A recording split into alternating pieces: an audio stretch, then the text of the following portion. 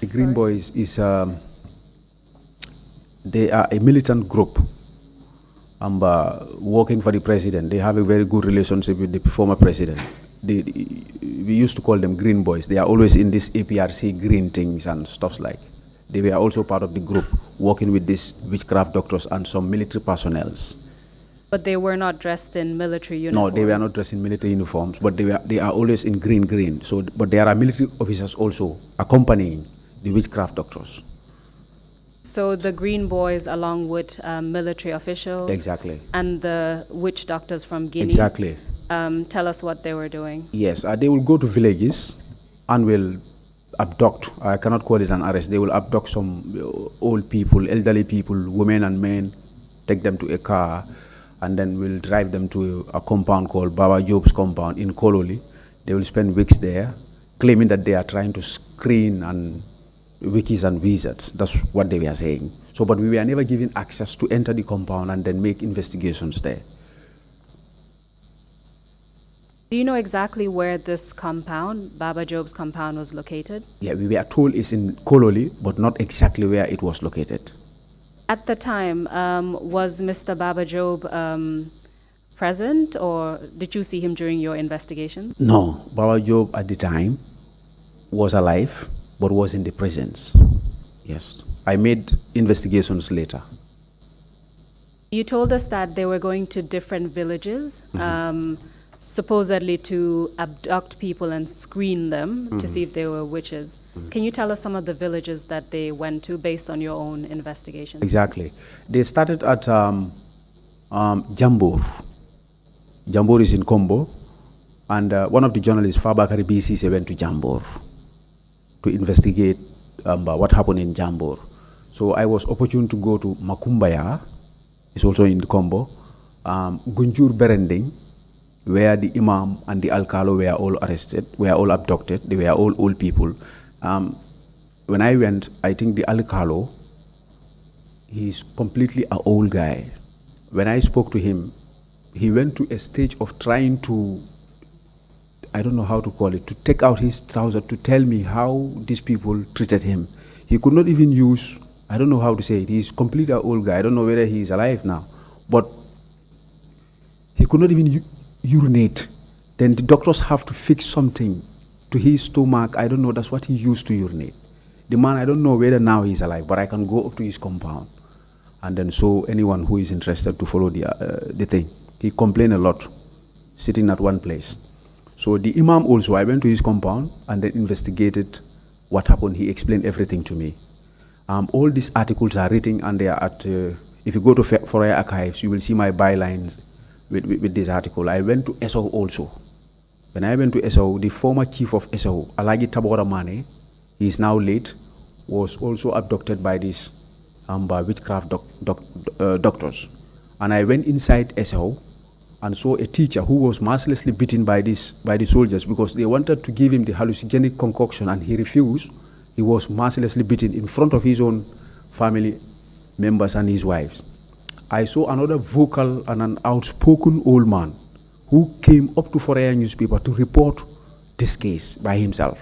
He said he saw that we were reporting the case on the newspaper and he was abducted, given the hallucinogenic concoction, threatened. He came to Fourier and then lodged a complaint, and then we've written the article also. They are all at Fourier. If you go 2009 from February to April, you will see all these things there. Yes. How long did that activity take place, the hunting of witches? You just told us you have articles from February to April. Yeah. Do you know how long it took? Yes, to be precise, from February to April is around 3 months. Then it was stopped. But before it was stopped, Halifa Saleh made an intervention. At the time that he saw this article, the burial of an abductee in Makumbaya, that this must stop. And before we continue with that, yeah, you told us you gave us some examples of what happened to some of the men. What about the women? What were some of the experiences that they faced? Yeah, I interviewed several women, but one of the women that I interviewed said she was raped by a green boy guy who could be, her son. You see what I mean? I have this story. I have all the proofs at Fourier. All these articles are written. So I did not mention the name of the woman who was raped, but the daughter of this woman was a police officer stationed at the Banjul. I think that's fine. Okay. That's enough All right. information. All I think right. yeah. But please continue telling us Yes. what experience. Exactly. So when I took Khalifa to Makumbaya to meet the family members, but Khalifa went and asked them. They explained everything. I was standing. The driver, Tafa, was there, and there was one Usman who was he was also working at Forea. 4 of us were in the car. We used Khalifa's wife's vehicle to go to Makumbaya for the first trip. So when we reached, Khalifa interviewed all of them. So they were very honest to Khalifa Saleh. They explained the situation as it happens, and we came back to Forea. Did they describe some of the effects that drinking the concoction had on them? Yes. Can you tell us? Some of them said when they drink the concoction, the hallucinogenic concoction, but you will see they will urinate on themselves and they will, without realizing it, going to the extent of defecating, and then the green boys will come and start, cleaning them up. Yeah, to them that was a screening of witches and wizards. Yes, this is what they used to explain to me. I was speaking directly to the victims, those that are affected directly. So, on this occasion, you went with Mr. Khalifa Saleh. Yeah. And you heard testimonies of these victims of the witch hunt incident. Then you returned to your offices. Yeah, for the first day. The first time. Yeah. So the following day, we were back. But this time around, Khalifa had the intention to document the testimony of the victims in Makumbaya. So he decided to go with a video camera and then speak to the victims, and then they will give the testimony on video. According to Khalifa, the plan was to send this video to ECOWAS, to the international institutions, at least to let them know about the height of human rights violation that Jammeh was doing to his people. Yeah, this was it. So I think, I don't know who informed the former Inspector General of Police, Esa Baji. He followed us in Makumbaya. But was he the Inspector General of Police at the time? At the time, yes. Okay, continue. Yes, he followed us in Makumbaya with his men. So, but we could not meet when we were coming back.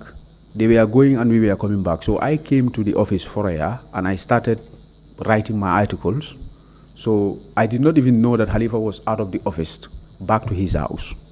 So when Khalifa was his house, a word came to me that Esa Baji is at Khalifa's house and trying to effect an arrest. You see? So I was not told why Esa Baji was there. But I got word that Khalifa is arrested, taken to Banjul police station, where he spent some hours. Yes, and the laptop of the wife, Mr. Aida Jallo, seized, and the video camera, which was used to take the testimonies of the victims, also seized. Do you know how much time Mr. Khalifa Saleh spent at, is it the Bundung police station? No, it's Banjul Banjulinding yes, few police days. station. He spent few days there, 2 to 3 days, and afterwards moved to the police headquarters. Yes, police headquarters also he spent some days. There was this time that I went to the police headquarters. I did not enter the hall, but I saw Mr. Saleh sitting down with a senior police officer. I think they were on the ongoing interrogation at the time. I saw him sitting in a chair. We just saw each other and I went out. During that time, did you receive any information about the individuals that arrested Mr. Khalifa Saleh on that occasion? I was told that Esa Baji went to the compound to effect an arrest, but the other individuals, no.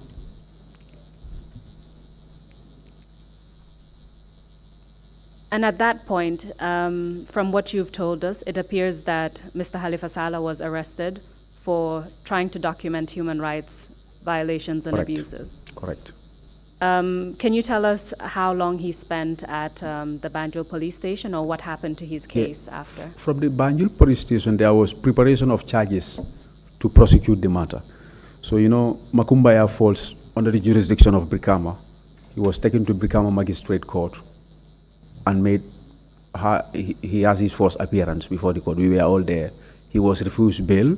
He represented himself. Do you recall what the charges against him were? Yeah, that's the problem, but it's on record. Yeah. That's fine. Please continue. Yes. Yeah. Then he was refused bail, but was sent to Mile 2. He was refused bail, sent to Mile 2. After a week, he is back to the court for the trial to continue, and the trial magistrate was Magistrate Ola Jabutu. Magistrate Ola Jabutu. Yeah, he was a foreign magistrate. So there, the second appearance, Khalifa applied. He made an application, oral application for a bail. In my presence, Sidia Jata was there, Sam Sar, all of us were there. Many people were there.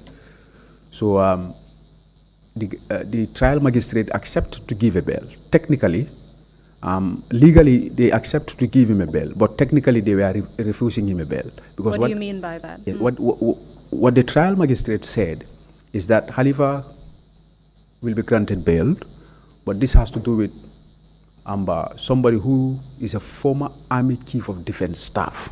Former Army Chief of Defense Staff will bail Khalifa Sallah, and this person should not be a current Army Chief of Defense Staff.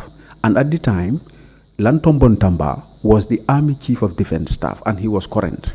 So there was no former Army Chief of Defense Staff at the time who could have the opportunity to come and bail Khalifa Sallah. So legally, I'm telling you, he was granted bail, but technically he was being refused.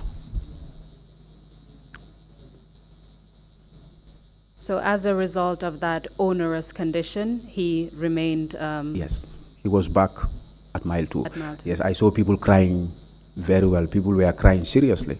Khalifa started speaking, he was emotional that day, moving back and forward, speaking, we were all standing looking at him within the premises of the Brikama. We all felt bad that day. So many people cried. But they have to whisk him away and then take him to Mile 2. After spending 3 weeks in Mile 2, he was pardoned by the president. As far as you know, was he actually convicted based on those charges? No, there was no conviction. He was just refused bail, like I said. And then later, I think negotiation and international pressure were coming in. People were on the ground talking to the president and stuff like that. I don't know what happened, but we just saw Khalifa was pardoned. He came to the office and I saw him. We made so many pictorials on the newspaper that he was pardoned and was published. That was the end of it, but there was nothing like sentencing and convicting him. And as far as you know, it was the president who actually instructed his release. Exactly. In short, charges against him were dropped in that particular matter. Yeah. I would now like to focus on the third incident that you told us about. It's regarding your problems you had with the police. Please tell us about that. The one in 2010? Yes. Yes. 2010, it was at the Talindim police station. Talindim police station, I was called by a the station officer, Gorjimbub. He is now the head of the anti-crime unit, I'm told. When I appeared at the Talindim police station with my brother, Usman Saidykhan, I was told that the articles that I'm writing on Forea are all false and stuff like that. So I told, before the counter, I told Mr. Mbuk that if I am writing articles that are all false and you have a complaint with it, why not you write the same opinion piece and then take it to Forea, you publish it, at least challenge my articles, you see. But just to invite me at the police station just like that, complaining about my article, does not make sense to me. So later I saw these small junior police officers who were not satisfied with the way I was speaking to Mr. Gorjimbub, because we were all living in the same area there. They started shouting at me. They don't even want me to, have a conversation with Gorjimbub. He's a tough man. He's up, you see. So they started telling me to keep quiet, that I am at a police station. Do I think that I can teach them law and stuff like that? So I was not ready to get into a push and pull with them, because I know their nature. They used to do that to so many people. But when they asked, what is their nature? What do you mean by that? that? The nature of the police by then is that if you have a fracas, a little argument with them, the next thing is They will force you to get to the police station or beat you or slap you or insult you. That's the nature at the time. Do you have any examples of these types of incidents? Yes. Or was it something that you just Yes, heard? the example is when I get to the police station and there was this conversation between me and Mr. Gorjimbob. The boys, they are still in town. Sometimes I meet with them on the streets and I recognize them and they recognize me. But we will not speak to each other. So 6 of them came on me and said I should go behind the counter. I said, why would I go behind the counter? Do you charge me of any offense and stuff? So I was forced to get behind the counter. And how were you forced to get behind the counter? They came after me and then gripped me and then took me behind the counter. So there I was trying to convince them to leave me alone, that I'm not going to give any statement or any other stuff. I don't know whether it was a conspiracy or not, but they wanted to move to a level of pushing me to the cells. So that was where the problem comes, because I don't want to go to the cells for no reason. So Gorigi gave them the orders for them to take me to the cells. So I said I'm not going to the cells. So they said, why should I have the audacity to say that I'm not going to the cells, that I am at a church office? So there we started to push and pull, and then it becomes that I saw myself in a group of police officers fighting each other. So my brother.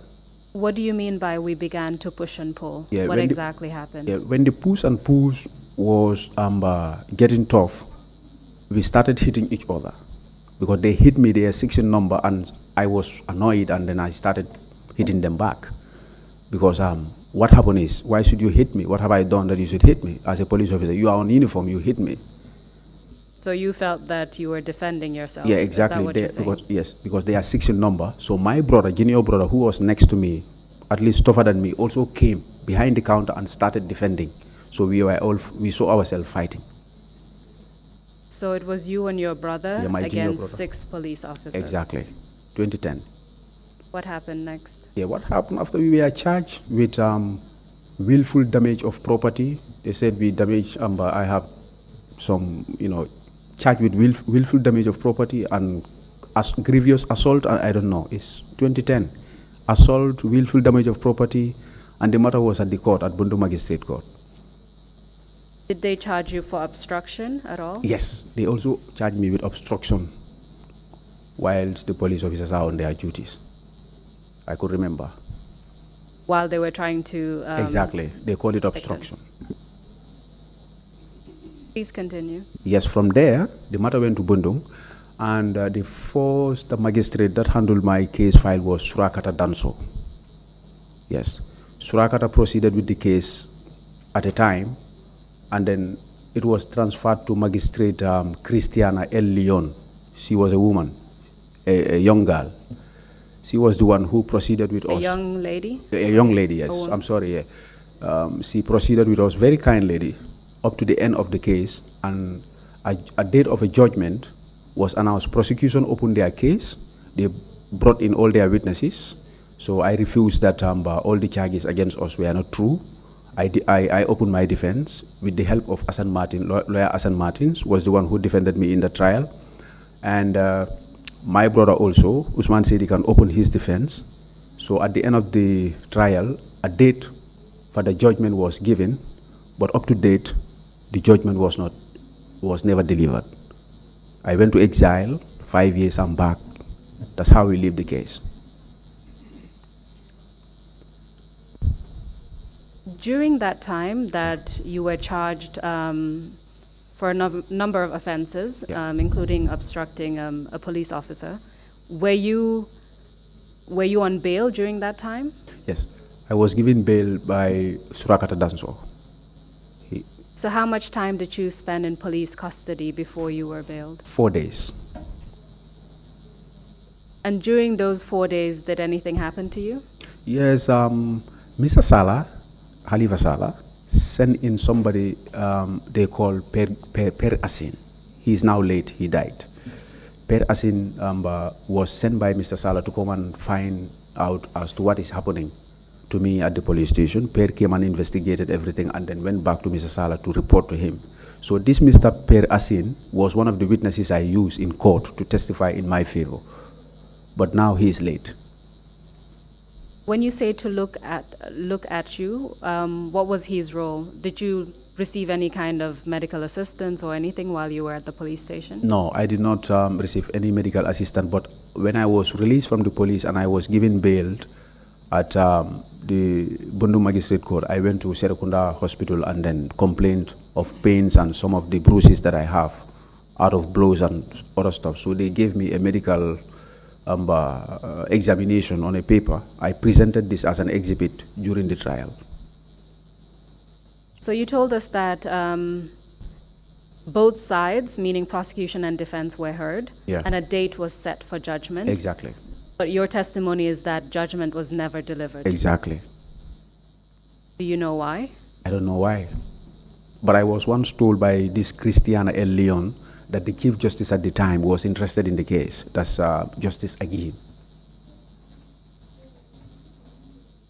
But you were never called, no judgment was delivered? No judgment was delivered. To date, yes. And then the magistrate later traveled for further studies. I don't know whether it was in UK or it was in, but he just said, the case, your case file is with the Chief Justice, full stop.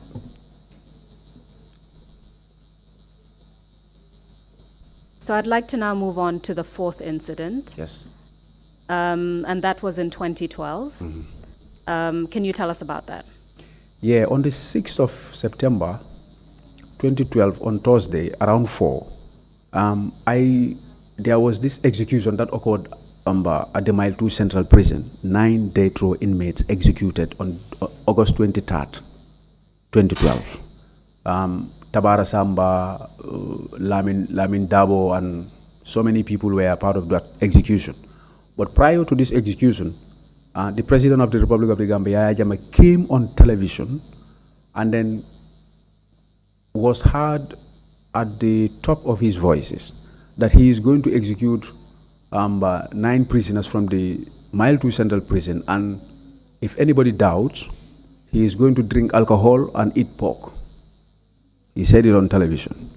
So on the 23rd, he executed these people. So after the execution, I did not even know as a journalist the reason of the execution, but I was interested in the article. But this time I was not working at Foray, I was working as a freelance journalist and then attending my law program at West African Insurance Institute, Y. So I called my brother Abubakarr Saidykhan. He's a journalist. He's now the managing editor of the Monitor newspaper. So I said to him, why not we write a letter to the Inspector General of Police and then ask him for a legal authorization for us to stage a demonstration, a peaceful demonstration about the execution. Because everybody was quiet at the moment. After the execution, people were afraid to the core. So when we... Why did you feel that you wanted to protest against this particular... Yes, because I see the circumstances surrounding the execution as unlawful, illegal, and unconstitutional. Because I was told in the Constitution that the President has the powers to commute some of those death sentences into life sentences. So why should you just execute those people like that? No reason was given. So I felt that if I was in their shoes, how would I feel? You see, so we write this letter. We wrote this letter to the Inspector General of Police, which was, the then Inspector General of Police was Yankuba Sonko. Yankuba Sonko was the Inspector General of Police by the time. And the letter went on Thursday, 6th of September 2012. So I went back to school with my brother. We were from Banjul. We just sent the letter, and then I went to school. So that would be Abubakarr Saidykhan, right? Yeah, Abubakarr Saidykhan was with me. We both went. And you wrote the letter Exactly. together and submitted Exactly. it, requesting a permit to Exactly. protest. So we dropped the letter, and it was there was this personal assistant senior police officer to the Inspector General of Police who recorded the purpose of our letter on a record book there. So after, he said, we will get back to you guys later. So we went. I was at the school. I received a call that I should go back to the police headquarters and then receive the permit, that it is ready. But the way the man was speaking to me, he's a senior police officer, I knew my instinct was telling me that these people they are about to arrest you. Yes, because he was in a haste. Try and come back. Even if you can take a town trip, just rush. Your permit is ready. So I knew that they were told to arrest us. So I called Abubakarr and told Babukar, these people are calling me, where can we meet? Babukar said, look, if we can have the courage to go and apply for a permit, so we should have the courage to go and then pick the permit. Whatever happens, happens. So at that time, you felt that a senior police officer who called you to go and pick up the permit was deceiving you. Exactly. Even before you got That's to the That's what I hear. station. I saw the trick in the way he was communicating with me. So when we arrived, I saw senior police officers packed at the gate of the police headquarters waiting for us. So when we arrived, they said, are you Abubakarr Saidykhan? I said, yes. Are you Abubakarr Saidykhan? We said, yes. Climb up. So we climb up, going, and they were following us. So it was obvious that this is going to be an arrest. So, but what can we do? Because my name is there, my contacts are there already. So when we arrived, we were seated in the department of the Interpol. So we get into the office. After hours later, nobody informed us as to why we were sitting there. So we began asking them questions. They said, in fact, look, but you guys are planning a demonstration. So you are going to sit here and then wait. When the orders come, we will know what to tell you. So we just sat like that till later. Do you recall what time you arrived at the police headquarters? Yes, we arrived around, we left around 4, and then we were back at the police station around 6 o'clock.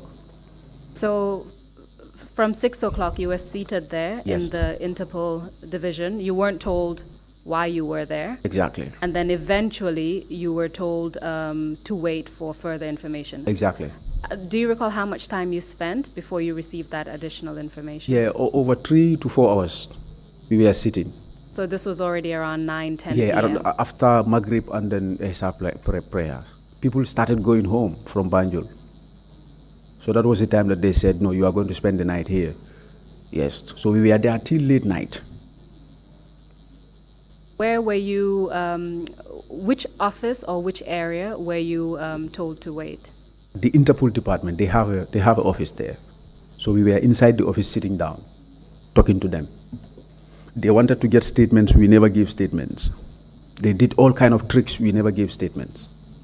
Apart from trying to get statements, what kinds of tricks did they try to do? Yeah, in one point in time, they were telling Babukar that I was the brain behind the whole thing, that I am the one who is planning the demonstration against the government and stuff like that. That the US government and the British government are behind us. They have given us money for us to stage this kind of a thing, you see. But the president will never allow what happened in Libya, in Tunisia, to happen here again, because there was Arab Spring at the time. So they were very conscious of that. So these were the worst statements that they were giving us. So I was just keeping quiet, looking at them. So they were trying to get you to turn on each other? Is that what you're saying? What? Come again? They were trying to get you to turn on each other by Yes, telling... that was the trick, yeah. Yeah, and they succeeded in one point in time, because when they were searching our house...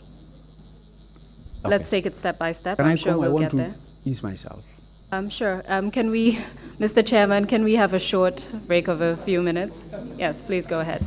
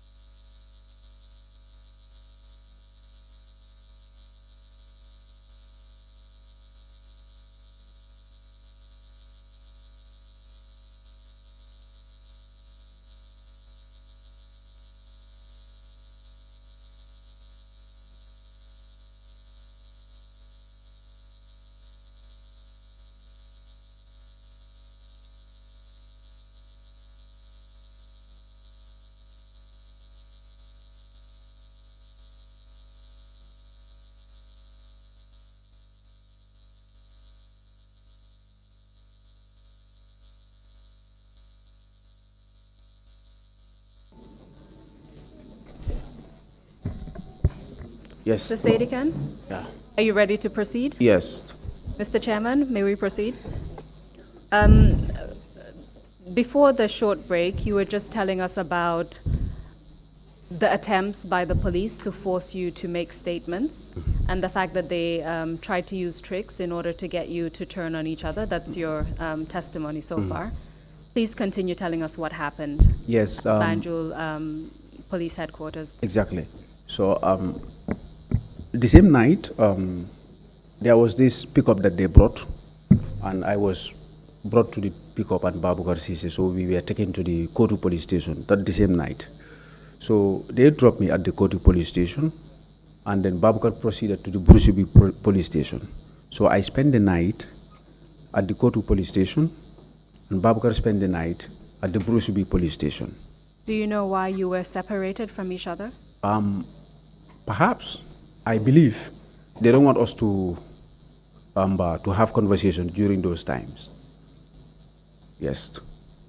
They don't want us to talk to each other because maybe we can share ideas and see how we can defend ourselves if the matter is taken to the court. Yes. Because Abubakarr is also a very intelligent journalist. Yes. I know him very well. So they tried to get you to turn on each other at Banjul Police Headquarters. That didn't work. They took you to separate police stations. Yeah. So you were at Kotu and he was at Brusubi.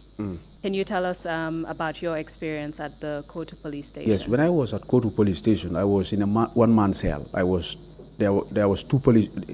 We have two cells there, but I was the only one in my cell, so I spent the night there. All the other detainees were packed in the other cell, so they were not even allowing me to talk to anybody. So the following day, around 4 or 5, they came for me again. That was on the 7th of September. They came for me, and then we went to Brusubi police station. But when I went to Brusubi police station, this time I did not meet Abubakarr there. So I asked about the whereabouts of Abubakarr. They said, well, I should not be concerned about that. So I spent the night at Brusubi police station. Yes. Throughout that time, did they tell you exactly why they had arrested you? No. We were not informed as to why we were arrested. But no, we were informed at the police headquarters as to why we were arrested. Oh, so you actually told that it was in connection with your the request letter, yes. for a so permit. It continues. So we knew that it's because of the letter. That's why we are under arrest. So I spent the night at Brusubi police station, and Abubakarr was moved to the Banjul headquarters on the 7th of September. So what happened while you were at Brusubi police station? Yeah, while I was there, my wallet was seized by the police officers. All watches and other stuffs that I have on me were all taken from by the police. Everything was recorded. So I spent there also. I was in a one-man cell, but on my own there. The following day, they came for me again, for me to join Abubakarr at the police headquarters. So back to Banjul? Yes, that was on the 8th of September. During that time, were you given access to a lawyer? No. But when we were at Banjul on the 8th, members of the Gambia Press Union, Emil Toure was the president at the time, and Jubairu Jane is now working with the National Assembly, was the Secretary General. They came to see us, but I think the police were playing tricks that we were not at the police headquarters, you see. So when I had the conversation from Emil and Jubairu as to our whereabouts, because we were inside, so they were just next to the door talking to the police. So I just pushed the door and asked them that I'm going to ease myself. So Emil saw me, and then Jubairu saw me. So that's the time that they confirmed that we were there. Yes. So at that time, prior to you coming out, the police were in fact trying to conceal your whereabouts. Exactly. So what happened next? So from there, a bail was negotiated. Each of us were bailed. My family members came to bail me, and Abubakarr also, his family members were there. We were all bailed, and we went home. So you spent about, is it 3 days at the Yeah. police station? Exactly. But before all that, during our arrest, there was this searching that took place also. When did that occur? Yes. When we were at Bundung, at the police headquarters, before the released, before the bail will come, they went to they took us to Bundung police station. So, and Babukarr was the first person that they escorted to his house to search whether these materials that we print to hold the demonstrations were there, because they were looking for evidences at least to do the prosecution. So they went to Babukar's house, but not knowing that Babukarr, before the whole thing, brought all the materials to me. So the materials were in my house. I placed them on top of my television. So when they searched Babukar's house, they could not see anything. So they brought Babukarr back to Bundung police station, and I was picked. So when I was picked to my house, so the first day that we appeared, my father was very terrified, and my other family members. Everywhere was calm. So I told my father that they are here because they already knew that I am under arrest with the police. So I informed my father that they are here to search my house, at least to look for some materials that they will get, because they want to take us to court. So I asked my father to calm down, and my brothers. But they did not understand that the key to my house was with my junior brother, this Usman Saidykhan, who was arrested at Talending. So my brother also knew the trouble at the time, and he went out. He went to my grandma in Brikama and was spending the night there for several days, just not to allow them to open my house. So as a result, they have to break my house and get inside. So they entered your home forcefully? Yes.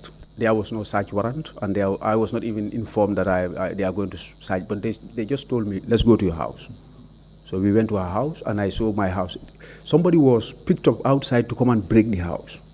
Hackshot the house, and then the driver get in, search all the place, but could not see where I hide the materials. Yeah. Were you present in the house during that search? Yes, I was standing at my window. I was standing looking at them. But I was very afraid, because if they see the nylon bag, that would have been the end of everything, because they will use that as an evidence against us at the court. They could not see it. But at that time, all you were doing was preparing for a demonstration, Yes. and you had sought a permit Exactly. to hold the demonstration. Exactly. So you hadn't really broken any laws at that point? Come again? You had not broken any laws at that point? I've not. You did not do anything illegal at that point? No, it's legal to apply for a permit, a legal authorization to hold a peaceful demonstration is in the Constitution, but we were not given the permit, but we were arrested.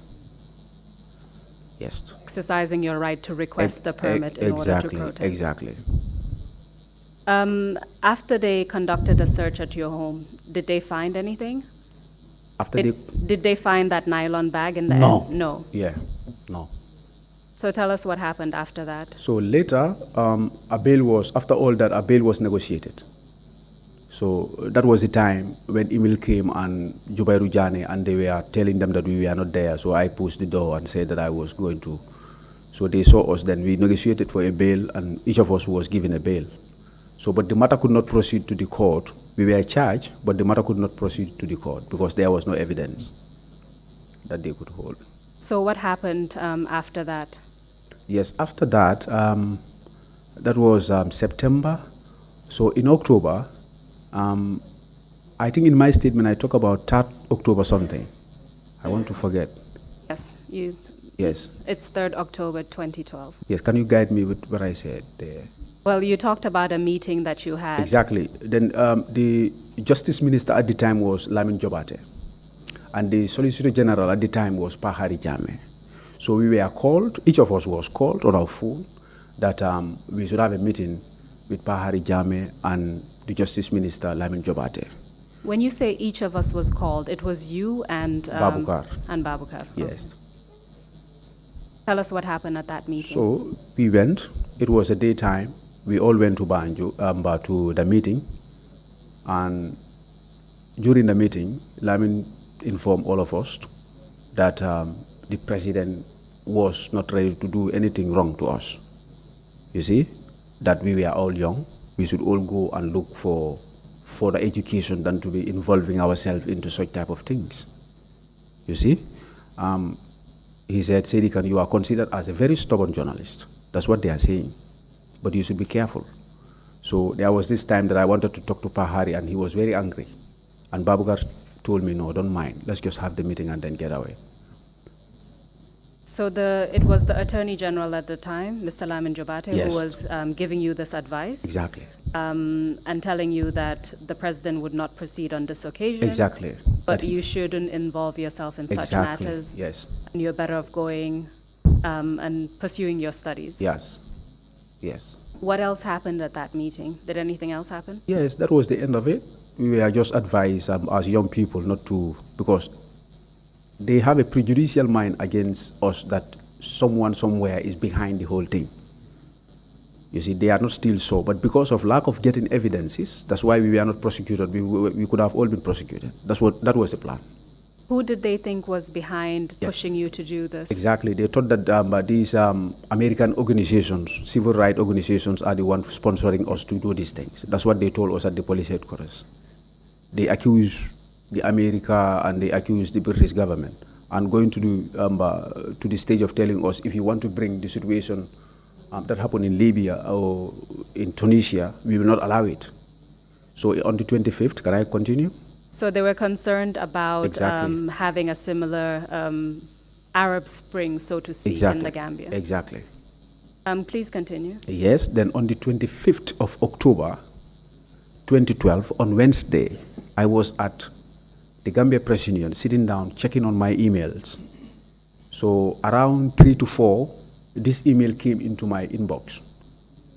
The headline is Tobaski warning. Choose life or death. So they started explaining. Mofala Jato, I don't know who is Mofala Jato, but I know they have just created an anonymous email address and then start threatening us, explaining where I lived, and they were correct. That's exactly where I live. Yeah, Abubakarr also, they explain where he lives in Talending, behind the market, and it's exactly where Abubakarr lives. So they asked me that if you spend another 2 weeks in this country, consider yourself a dead man. Abubakarr, the same thing. But before I do anything, when I saw the email, I called Abubakarr and asked him, did you check your email? Abubakarr said yes. I said, get into it and read what these people are trying. Who is sending us this? He said, they are threatening us now. I said, Abubakarr, then if the matter wants to go further than this, then I have to consider living here. You see what I mean? So Abubakarr said, no, they will not do anything. I said, Abubakarr, we are not better than Data Hydra. We are not better than Chief Mane. You are not better than Omar Barrow or a journalist. If they threaten to kill you, they mean it. Leave the country. I tried to persuade Abubakarr in all ways, but he refused. You see? I don't know why he refused, but I considered moving to exile. But before you proceed, I want to still focus on the threat that you received via email. Yeah. You said it was from an account that you believe was fake, but with the caption or with the words Mofala Jato. What does that mean? Do you know? Mofala Jato in Mandinka is a lion killer. Yes. But his real name is not mentioned in it. But all that we are trying to tell us is what the police were telling us. If you want to bring the situation of the Arab Spring in this country, Tunisia, Libya, and other stuffs, we will kill you like Tobaski ram. Saidykhan, you are very stubborn. We know you as a very stubborn journalist. I don't know why are they describing me as a stubborn journalist. Yes, but it's a question known to them. You know, they are at liberty to call me all names, but I was not considering myself as a stubborn journalist. That was just my work. You provided us with a copy of that email, Yeah. the threat that was issued to you. I'm going to give it to the usher to provide it to you so you can confirm that Okay. this is what you gave us. Exactly. And then I will read out the contents.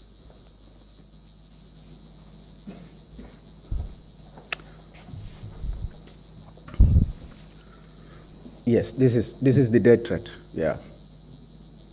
Exactly, this is what I gave you. Yeah. Yeah. It's a copy of it.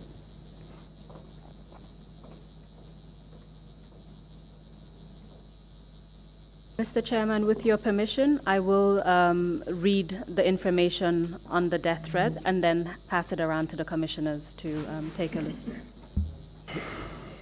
Yes, please proceed.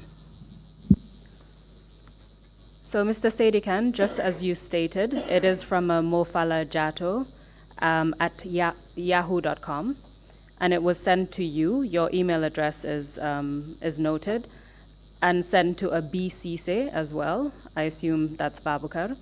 And it was on Thursday, 25th October, 2012, at 4:58 a.m. The subject is Tobaski warning, choose life or death. Mm-hmm. And it says, unpatriotic citizens, read this Tobaski warning. It is left to you to make a choice. You choose to live or die, you must take one. I know that you know what my name Mofala means in your own language, Mandinka.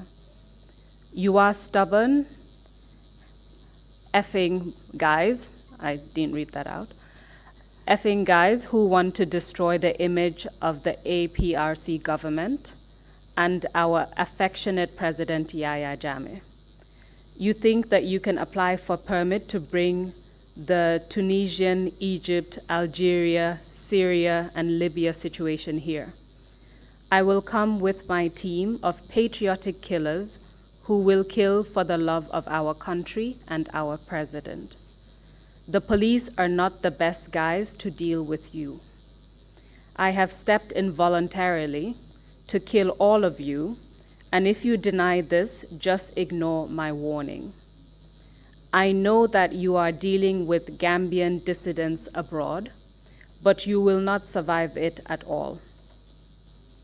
For the fact that your stupid colleagues who called themselves journalists gave me your email addresses shows that you are easy to finish.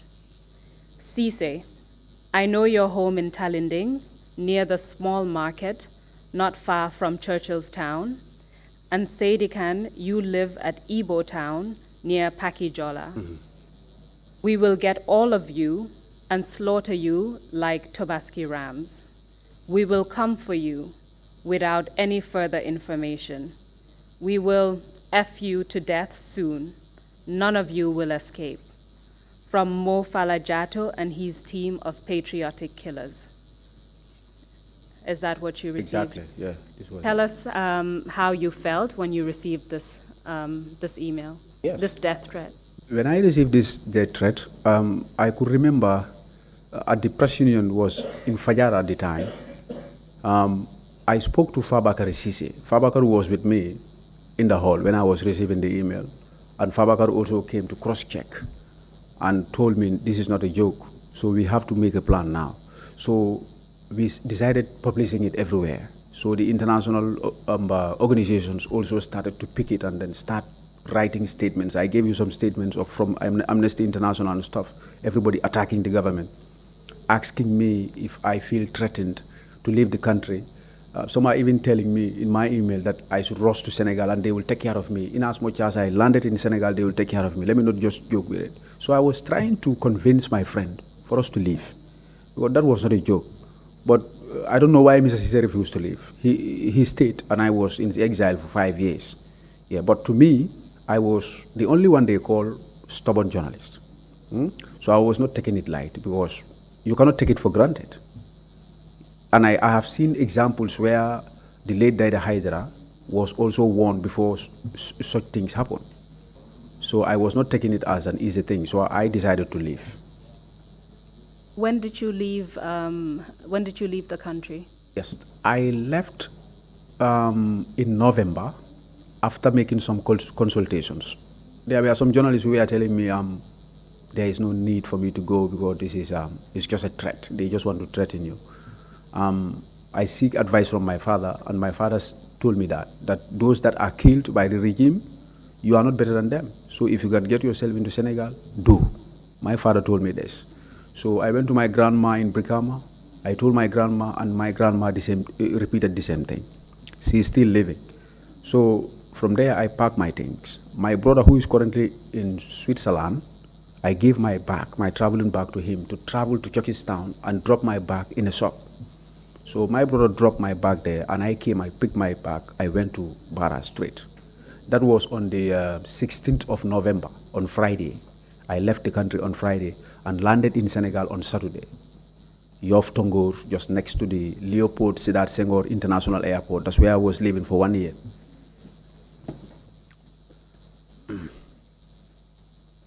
So you fled the country as a result of death threats Yes. that were issued against you Absolutely. because of your profession as a journalist and Yes. the activities you were engaged in. Yes. You told us that you spent about 5 years in Senegal, Yeah. in exile. I want to briefly just ask you about the impact and the experience being in exile had on you. And then we will come to the end of your testimony. Yes. So can you just tell us about your experience in Senegal, being there as a person who was in exile, and just how life was for you there? Yeah. When I entered in November, that was the time that President Macky Sall was newly elected as the president of Senegal. So I was at Yoff Tongoor in one of the hotels called Tahiti Hotel, Tahiti. The owners of the hotels are from Casamance, but they are Senegalese. So they speak my language very well. So, and they are Muslims too. I was there and I told them that I want to take a room. I explained my conditions to them, so they understand. I was given a room.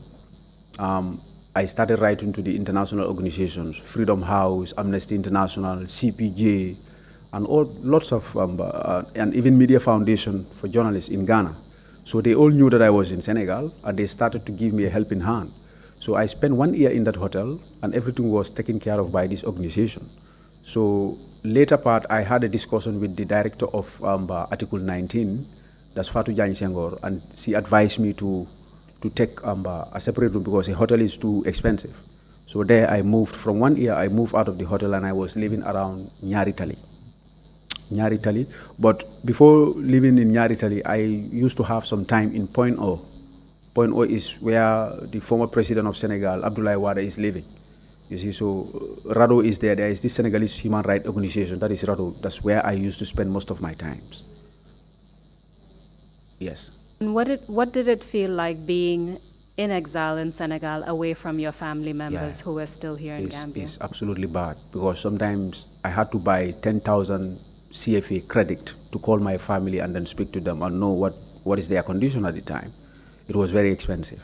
So whenever I speak to my family and they start complaining, I feel bad, you see, because I cannot come and then do my part. So my brothers were too young at the time. Now they all traveled, 3 of them. Even the one who helped me to pick my bag is in Switzerland. They are all big boys now. But they were very young when I was leaving. So I had missed that opportunity of seeing them growing up. Yeah, when I was in Senegal. 5 years is not 5 days, you know. So we were living on our own. You depend on people to advise you, but I have maintained my principles as a journalist when I was in Senegal. I was very critical of Yaya Jammeh. At a point in time, I was threatened to be extradited back to the Gambia if I don't stop writing in the internet against Jammeh. All these things are in the internet. Can you briefly tell us about that? Yeah, there was this journalist, a Chadian journalist, who was critical of his government. His name is Makaila. He was extradited out of Senegal to France. And the police officer who first facilitated the extradition is called Mr. Ndiaye. He's in Senegal. They are responsible of preparing this recipe C. Any Gambian who entered Senegal, you must have a paper called recipe C from the Senegalese authority to document your name and your information that you left Gambia and you are in exile, so that if you are caught by the police, you will just give them that paper and they will know that your record is with the central government of Senegal. The policeman was very good to me, but he used to advise me, the plainclothes officers from Gambia are everywhere in Senegal. So you have to be very careful. Don't stay at one place for 1 year. At one area, don't do it. If you leave 6 months, go to another area. Don't allow them to know where you are. He was always advising me. He became my good friend. But at a time when this Chadian journalist started to be critical of their government in Chad, he was extradited out of the country. The same thing happened to me. They attempted to extradite me, but it failed. Later, I don't know why it fails, but I was told that if I did not stop writing in the internet, I am going to be extradited. And it's a woman who told me, is the leader of that institution that give us those recipes. Yeah. And after that, can I continue? Yeah, after that I had this allegation on my name in 2016. Two secret officers came from the Senegalese intelligence saying that they've had an information that I was a spy, giving information to Jammeh. I said, who gave you the information? They said, they are just informed. I pulled my card, professional card. I was on an investigation with regards to the border debacle between Gambia and Senegal, because there was a border issue between Gambia and Senegal at the time. So I was investigating that while I was in Senegal. So we met at Point O. So they said I should go to the intelligence headquarters. They want to question me, that they receive information that I'm passing information to Jammeh and I'm in Senegal. I am a spy. So I said, no, that could not be true. So when I went in 2016, I spent 3 days there. They kept me in a cell. These guys, I think they are accused of taking part in this Boko Haram thing in Nigeria. They are Senegalese, all with BS, but they are working with Boko Haram. So I don't know what happened. They are deported back to Senegal, and the Senegalese government kept them in the intelligence headquarters. So when I went, those are the people that I shared a cell with. So I was in the cell. There was a Senegalese officer who came and told me, do you have a contact number of Panderi Mbai, the journalist in America, in North Carolina? I said, I know him very well. I used to write for him. In fact, there was one time I was the bureau chief for Panderi Mbai in the Gambia, working for him, corresponding for him. So the guy said, if you can speak to Panderi Mbai, you will leave this place very soon, because if he publishes your article that you are here, these people will leave you. But that time, my phones were seized. I have access to internet, but I was not having access to my phones. So after 3 days, I was arrested on Tuesday, Wednesday, Thursday. Friday, I was taken to the Senegalese High Court. So when I was taken to the High Court, a prosecutor came and then inquired my situation. I told him, look, I have left my country out of danger. I'm in exile. I have all my papers at home. So, but these people arrested me. They did not tell me anything, but just accusing me of being a spy to Jammeh. How can I leave Gambia and come to exile and you're telling me that I'm working for Jammeh? You see, he said to me, do you know Yaya Jammeh, the prosecutor? I said, yes, of course I know Yaya Jammeh. He is my president. He said, but do you have any relationship with him? I said, no, I don't have any personal relationship with Jammeh. I left as a result of a danger, and I'm here. He said, well, we received information that you are passing information to Jammeh. I said, no, this is not true. Then he was not convinced with my argument at the time. Many people were there, Senegalese. Then he said, now, investigation has to continue, my brother. You have to go to the central prison and spend some time, and then we do our investigation. So I said, but right now, can I call somebody, Gambians that are here, and inform them about my situation? He said, no problem. I can even lend you my phone. Then he brought his phone. I picked some numbers and then called Aissatou Dabo. Aissatou Dabo is a Gambian journalist living in Senegal for quite a long time. When I was living in Senegal, he was working with the American embassy, the USAID something in the American embassy in Senegal. I called, but Aissatou, I don't know what happened. When I told him that I am in trouble in Senegal, I'm accused, I'm sorry to say it, but he was somehow reluctant to talk to me. I don't know what was the allegation about. So I dropped the call and called the then director of Federation of African Journalists, something, I forgot the name. But Pa Louis Tomasi is working there. He's director. I forgot his name. But when I called him, he said, let me call Sana Kamara and other Gambians that are here, and then we will ask them about your situation. So he called, he made his own inquiries, but I did not hear anything. So I was in the prison.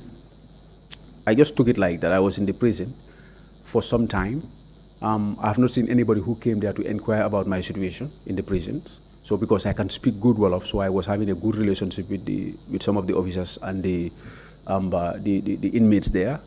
This was the time that Karim Wada got a problem with President Sall, and Karim Wada was in the prison. So sometimes we used to collect our food together and do so many things at the prisons. That was the first time I had the opportunity to see Karim Wada in the prisons.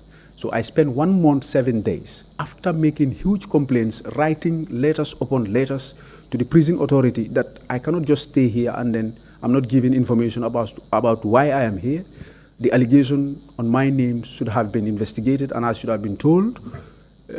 Just to keep me here indefinitely does not make sense. You either take me to court and I fight my case than to leave me here.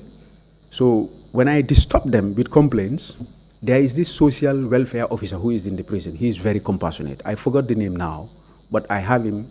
I have the name in my records because when I came from exile, I was just publishing just to keep the records. So I was taken to court at some point in time. I argued my case, but there was no complainant. I have not seen any complainant. I was not served any charge sheet to let me know that this was the reason why you are here. It was just based on assumption and stuff like that. So when I complained, they could not give me a judgment that day because Senegalese system, their justice system and our justice system is somehow different. I could not understand. There was no legal, because there is a lawyer who wanted to represent me, but he charged me 600,000 CFA. I told the guy I don't have that money. 600,000 CFA, I cannot just pay you right now. If you are going to defend, you defend. But if you cannot defend, I can speak Wolof and defend myself. And that's what I did. But in the court that day, journalist Lamin Fati was present. And my first appearance at the court, it was only journalist Lamin Fati who came to look for my whereabouts. When he saw me, we all felt bad because it was packed to a high capacity. So I saw Lamin Fati and I signaled him that I'm here, I'm at the prison. So Lamin Fati I think he started spreading the information. So the day that they promised that I should be given my judgment, that day is Seni MK Marina, who was at the court. Seni MK Marina was at the court. Alaji Job, journalist Alaji Job was at the court, and journalist Lamin Fati were the 3 Gambian journalists who came to the court to witness my judgment. I argued my case to the level. So the trial judge who was sitting before me said to me that I have to go back to the prisons till they are done. If they are done, they will let me know. So that was the last time I appeared in the court. So after follow-up, writing letters and then complaining, on the 10th of June 2016, around 10 o'clock on Friday, I was released. Thank you very much for that explanation, Mr. Saidykhan. Thank you so much. I have concluded my questions. Thank you for answering them. Mr. Chairman, I have concluded. I defer to the commissioners for further questions. Thank you. Thank you very much, Emma Council, and thank you very much, Mr. Saidykhan. I'm sorry that you were an addressee and a recipient of this chilling email that we had seen threatening your life. Commissioners, if you have any questions, please indicate. And Bishop, you have the floor, please. Thank you, Chairman. Mr. Abubakarr Saidykhan, you mentioned your colleague, Abubakarr Saidykhan. Can you tell us the whereabouts of Abubakarr as of now? Yes, he is in town. The last proceeding, I saw him in the hall. He is the current managing editor of the Monitor newspaper. He is not in operation right now because there are so many, cost of, operating a paper in this country. But we are not. We are not getting close anymore because I'm into other stuffs and he is into his own stuff. But his condition is just. I'm just seeing him. We are normal. We are all normal. I'm just seeing him, but there is nothing like. There is no problem between us, but we are not having that relationship any longer. But do you know whether anything happened to him after you left for exile? Exactly. When I left to exile, I was not informed that anything happens to him, and I have not seen anything published in the internet or on papers or called to inform me that something happened to him. But when I was in exile, I used to talk to him. on phone and on Facebook. Correct. Thank you. Thank you so much. Thank you very much indeed. Imam Jallo, you have the floor, please. Mr. Saidykhan, Thank you, Dad. I'm very much impressed by your strength, but curious to know what made you to follow up your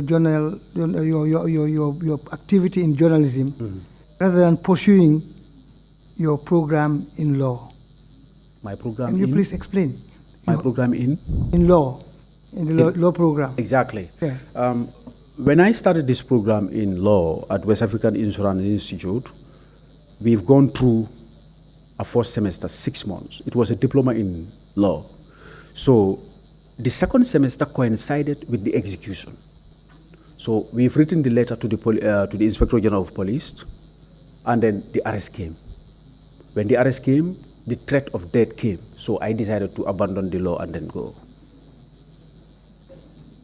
Yes. Thank you very much. Mr. Saidykhan, if you have any closing remarks to make, please proceed to do so now. Yes, I'm concerned with, Mr. Chairman, I'm concerned with few things. The relationship between police officers and accused persons in this country, to me, is getting worse. The problem is I have experienced some incident between me and even after I came to Gambia, Ibo Town Police Post, Talinding Police Station, and Bundum Police Station. You know, presumption of innocence before proven guilty is never considered by these people. What I see is that if somebody lodges a complaint against you at some of these police stations, the first person who went to the police station to lodge a complaint is the person they considered the innocent. Even if later things are proved otherwise, this is how they see things. You can go to a police station, they will force you to give a statement, they will threaten to take you into the cells, they will insult you sometimes, they will use words that are not convenient at all. I have experienced it. Right now, as I speak to you, I should appear to Bundum Magistrate Court tomorrow. Right now, as I speak to you. You see what I mean? What happened is, this guy came to, there is a woman who came to my compound and then fought, and then the matter was taken to a police station, and it is now at Bundum, you see? So I don't know why that was happening to me, but I am just calm and I am just respecting all what they are saying. So tomorrow I should appear at the Bundum Magistrate Court to see whether the case is going to proceed or is not going to proceed. So this is getting tough on me, and I don't want to react in any negative way. You see, I don't want to react in any negative way, but I have lodged the complaint to the Gambia Press Union, and they have listened to my complaint, and this is the situation. I'm very concerned with that, Mr. Chairman. Thank you very much, and wish you all the best tomorrow at the police station. If there are no further points to make, we will take a lunch break and resume at 2:30 sharp. Mr. Saidykhan, thank you again very much for coming to testify. Meeting is adjourned.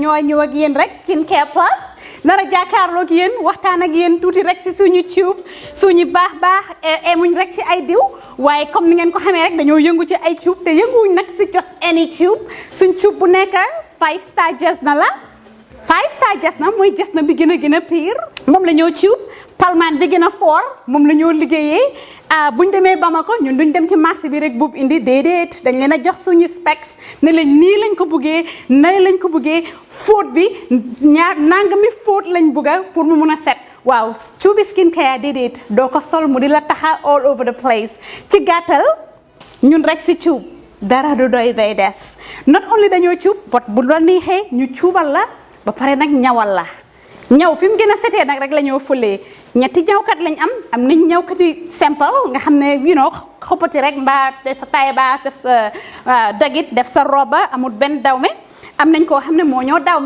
dawme jigéen den am nañ tamit special ñawkat boo xam ne ñawi góor rek la ñoo defal nga bugg a sa his and hers muy korité muy tobaski mbaa muy ngénte muy takka mbaa nga bugg a rek def sa yëkka bu baax a baax daagul ba ñëw Skin Care Plus ñu dimbali la tànnal la cuub fam gën a baaxee ndax sa yëkka gën a foor lii nga ne lan xoolal bi takka la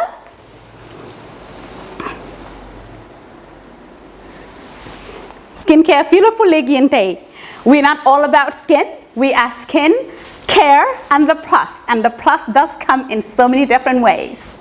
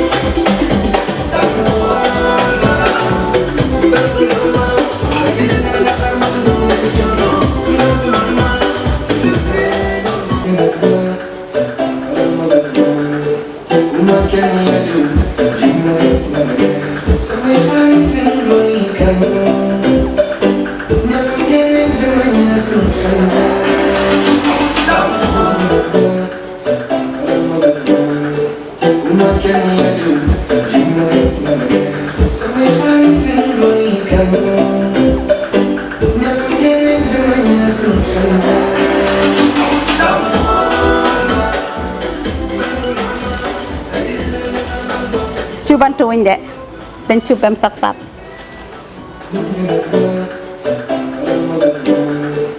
Uma